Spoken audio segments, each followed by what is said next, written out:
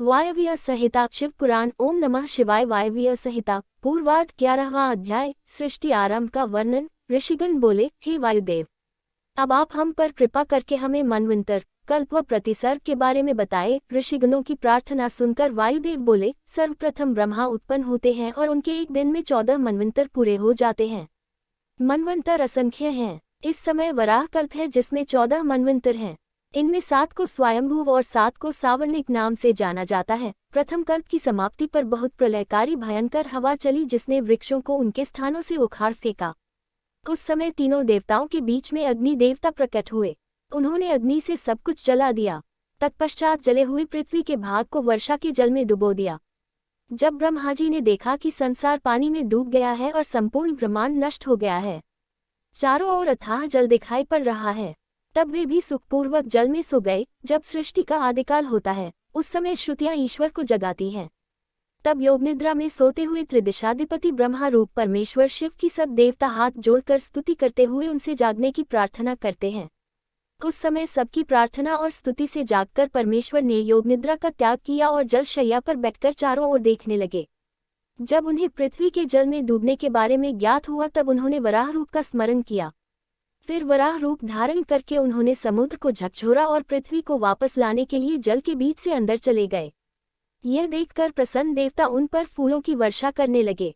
वायव्य संहिता पूर्वार्ध 12वां अध्याय। सृष्टि वर्णन। वायुदेव बोले, हे ऋषिगण, ब्रह्मा जी को सृष्टि की चिंता हुई और तपो में मोह पैदा होने से अंधेरा छा गया। उस समय आत्मा वाली सृष्टि पैदा हुई, पर ऐसी सृष्टि देखकर ब्रह्मा जी व्याकुल हो गए और उन्होंने दूसरी सृष्टि की रचना की। यह सृष्टि पक्षियों की थी और पैदा होते ही कुमार पर पड़ गई। तब ब्रह्मा जी ने तीसरी बार सात्विक अर्थात देवताओं की सृष्टि की रचना की, परंतु इस सृष्टि से भी ब्रह्मा जी को संतोष नहीं हुआ। तब उन्होंने मानव सृष्टि का निर्माण किया। यह सृष्टि सुंदर और रजोगुण वाली थी। ब्रह्मा जी द्वारा रचित प्रथम सृष्टि महत, दूसरी भूत सृष्टि, तीसरी वैकारिक इंद्रिय प्राकृतिक सृष्टि कहलाई, चौथी सृष्टि मुख्य, पांचवी वक्र स्रोत, छठी ऊर्ध्व स्रोत से देव सृष्टि, सातवीं मानव सृष्टि, आठवीं सृष्टि अनुग्रह वाली, नौवीं कुमार सृष्टि कहलाई।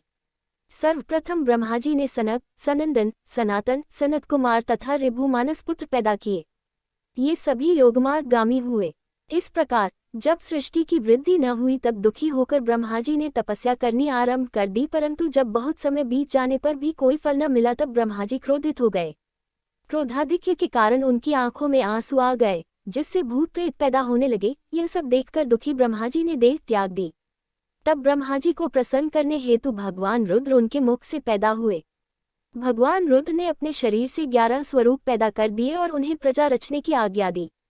यह सुनकर सभी रुद्र रोते हुए वहां से भागने लगे। तत्पश्चात महेश्वर ने ब्रह्मा जी को पुनर्जीवित कर दिया। ब्रह्मा जी ने रुद्र से प्रश्न पूछा कि आप कौन हैं? तब रुद्र बोले, मैं ही परमब्रह्म परमेश्वर हूँ और तुम्हारी इस सृष्टि में तुम्हारे पुत्र जन्मा हूँ।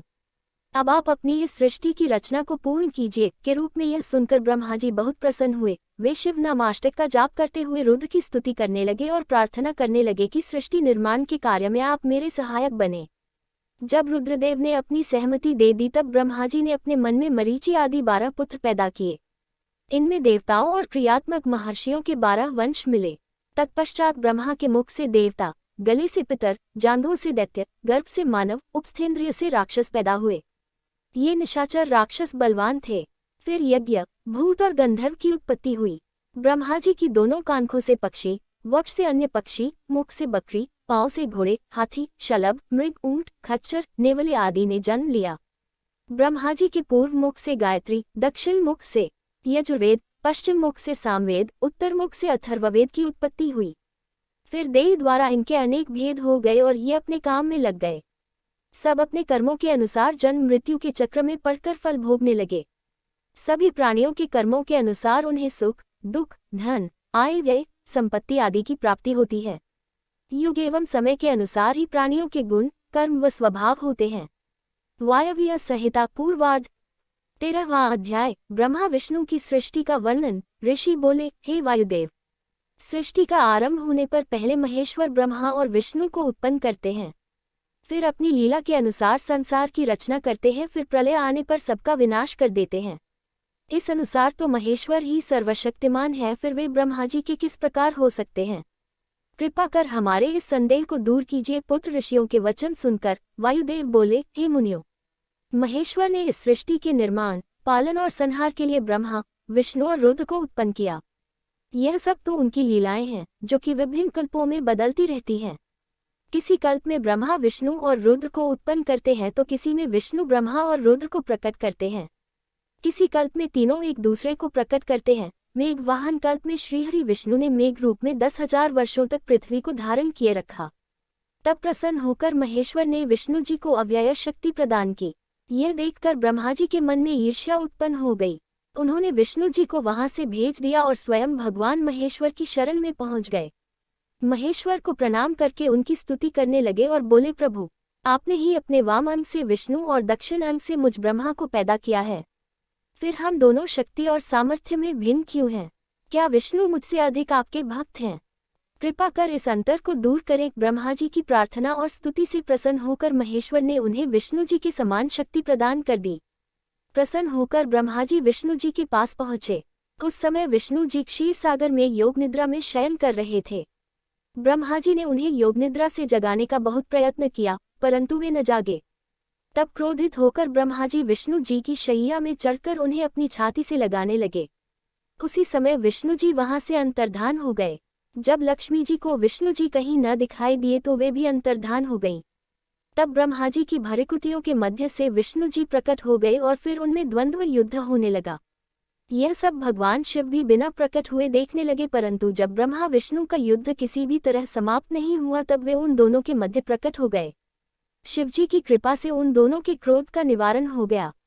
वायव्य संहिता पूर्वार्ध 14वां अध्याय। रुद्र की उत्पत्ति। वायुदेव बोले, हे ऋषिगण, जब ब्रह्मा जी ने विभिन्न कल्पों में यह देखा कि मेरे द्वारा रचित इस सृष्टि का विकास नहीं हो रहा है, अर्थात वह बढ़ नहीं रही है, तब वे बहुत दुखी हुए। तब उनका दुख मिटाने के लिए महेश्वर की इच्छा से काल स्वरूप रुद्र भगवान ब्रह्मा के पुत्र के रूप में जन्मे। ब्रह्मा जी की प्रार्थना पर उन्होंने ब्रह्मा जी द्वारा रचित इस सृष्टि का विस्तार करना चाहा। ऐसा सोचकर रुद्रदेव ने अपने जटाधारी स्वरूप जैसे अनेक रुद्र प्रकट कर दिए।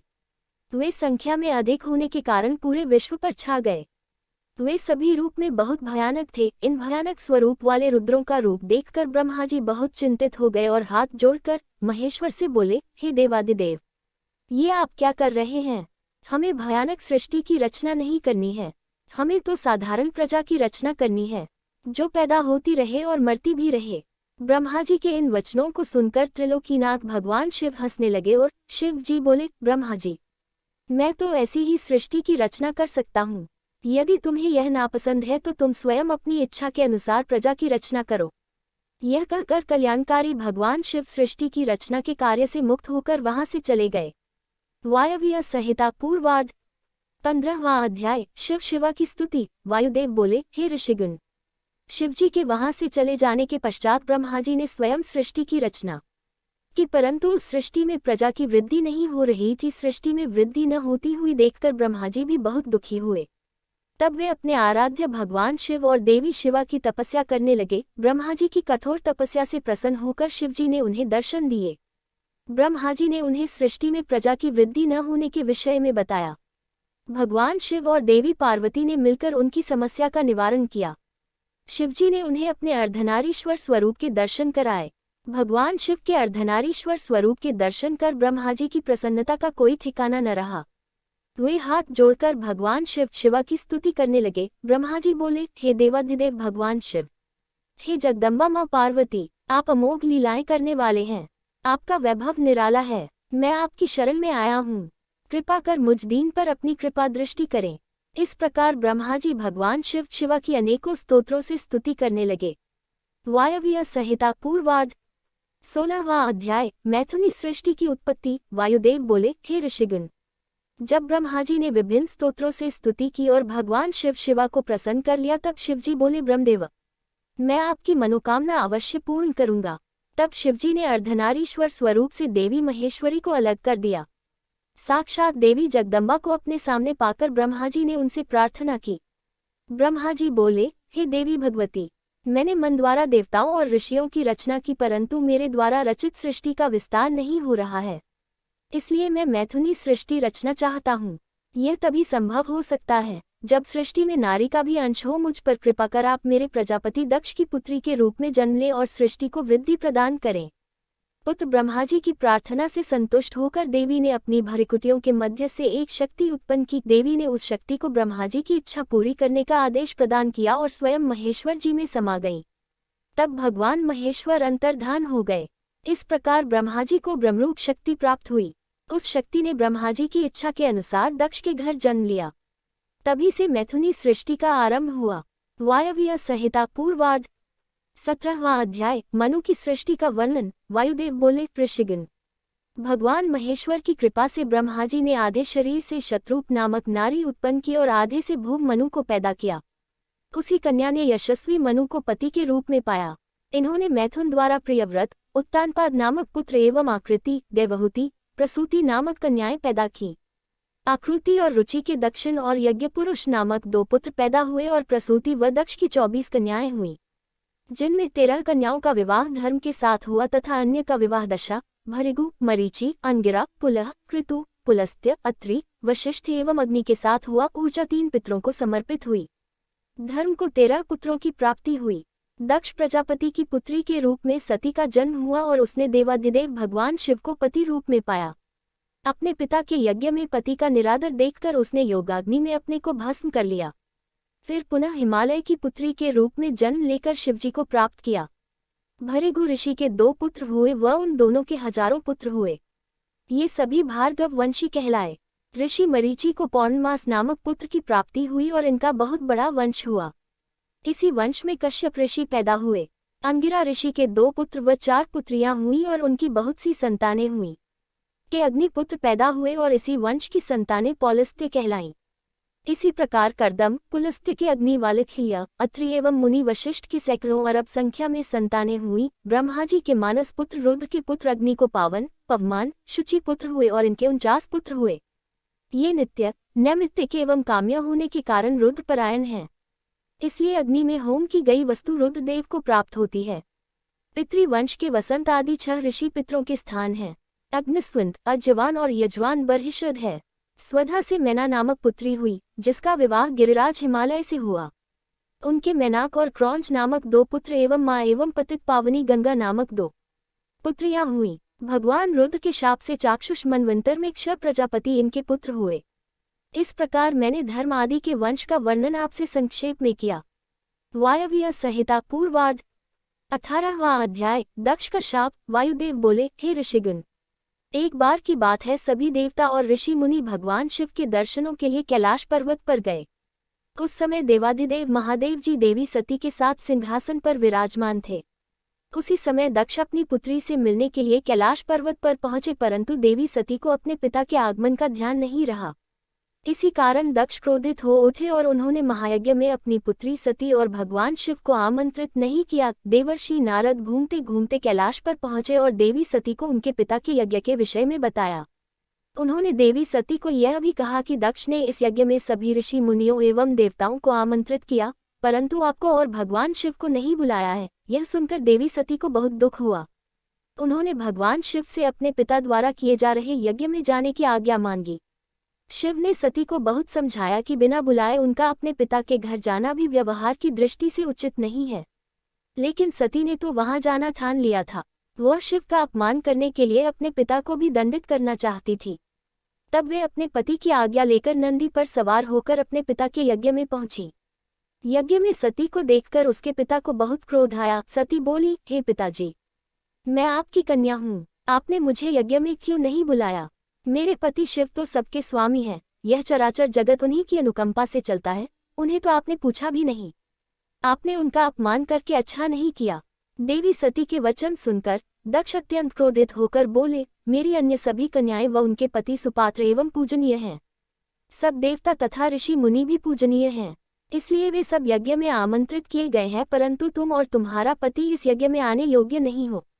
अपने पिता के ऐसे वचन सुनकर सती को बहुत दुख हुआ और वे बोली, शिव निंदा सुनना शिवद्रोह करना है, मैं अपने पति की निंदा नहीं सुन सकती।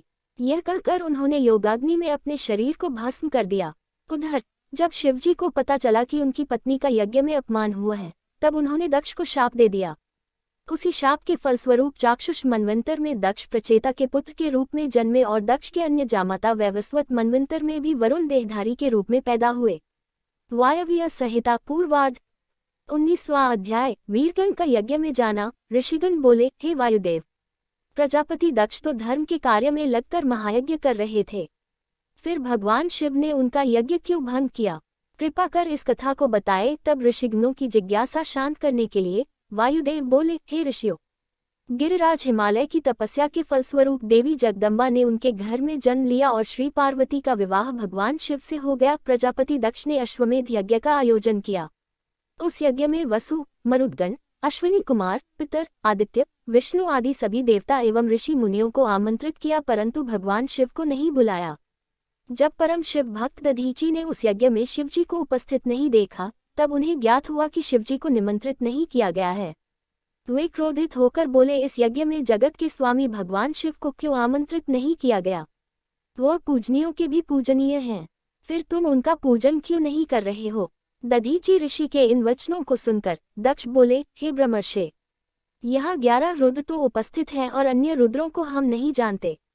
इस यज्ञ के अधिष्ठाता श्रीहरि विष्णु हैं।